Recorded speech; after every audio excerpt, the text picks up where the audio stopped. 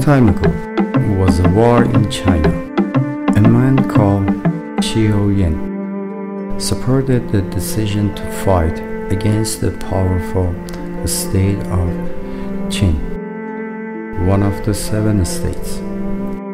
However, he was slandered by the Zealand and was subsequently exiled by the king. After finishing his last masterpiece, he drowned himself in the river rather than see his country occupied and conquered by the state of Qin.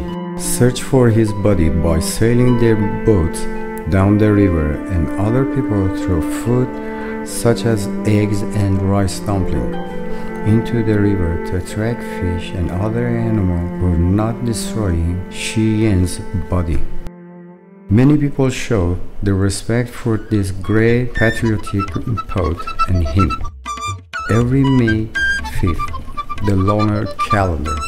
This day people will have dragon boat racing and eating rice dumpling to remember him as a legend.